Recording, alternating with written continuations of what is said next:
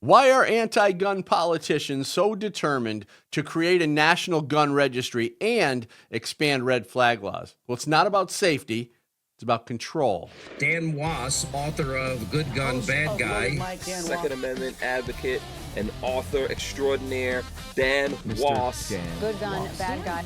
Dan Was joins me now. Dan Was is my guest, and he's here.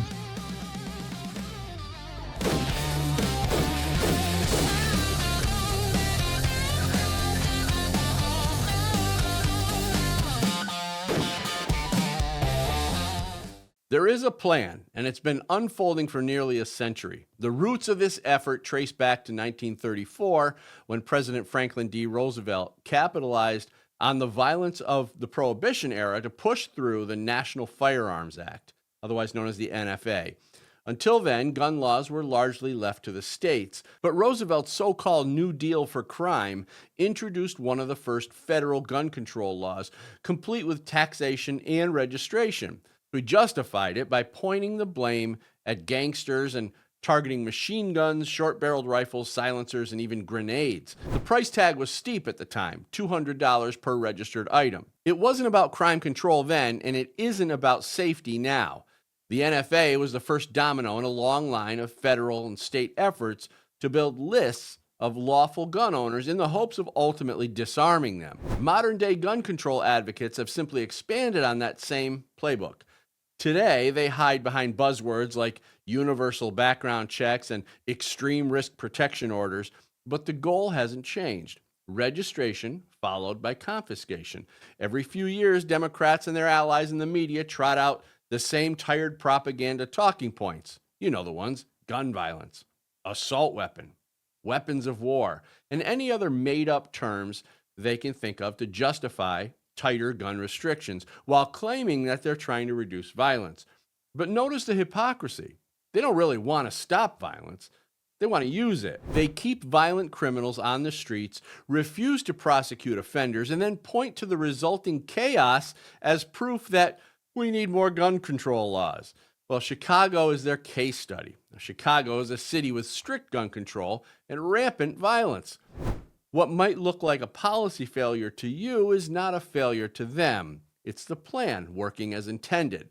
Violence serves Democrats. It keeps law-abiding citizens afraid, gun-related death numbers high, and the justification for new gun laws endless. Nowhere is this clearer than in New York. Under Governor Kathy Hochul, the state has become the blueprint for centralized gun control. She pulled background checks for firearms away from the federal NICS system and placed them under state police control, conveniently outside federal privacy protections. And then she went even further, requiring background checks for ammunition purchases. Every box of ammo you buy in New York is recorded with your home address. The state knows exactly who owns what and where it's kept. But Hochul wasn't done. She signed a law requiring police to confiscate firearms during any domestic violence call, whether or not a crime had occurred. Discretion? Gone. Due process? Forgotten. And how would officers know which homes have guns? Well, that's where the registry comes in. It's no coincidence that these measures go hand in hand with red flag laws. These so-called extreme risk protection orders allow the government to seize firearms based on little more than an accusation. A family member, coworker, police officer, neighbor, doctor, or even a school official can claim someone as a threat, and a judge can authorize confiscation, often without the accused ever being heard. In many states, the process is deliberately vague. What does it mean to show signs of being a threat? Who decides? Practically anyone. New York's results speak volumes. As of February 3rd, 2025, courts there had issued roughly 14,000 temporary and permanent red flag orders.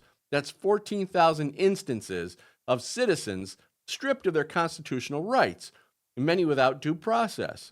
This is what happens when registries and red flag laws converge. A direct pipeline to your front door for state-controlled confiscation. The playbook is simple. First, build the registry under the guise of background checks. Next, expand red flag laws to allow broad, anonymous accusations, then use both systems together to locate and seize firearms from private homes. Piece by piece, the state erodes the Second, Fourth, and Fifth Amendments, all while insisting it's for your safety.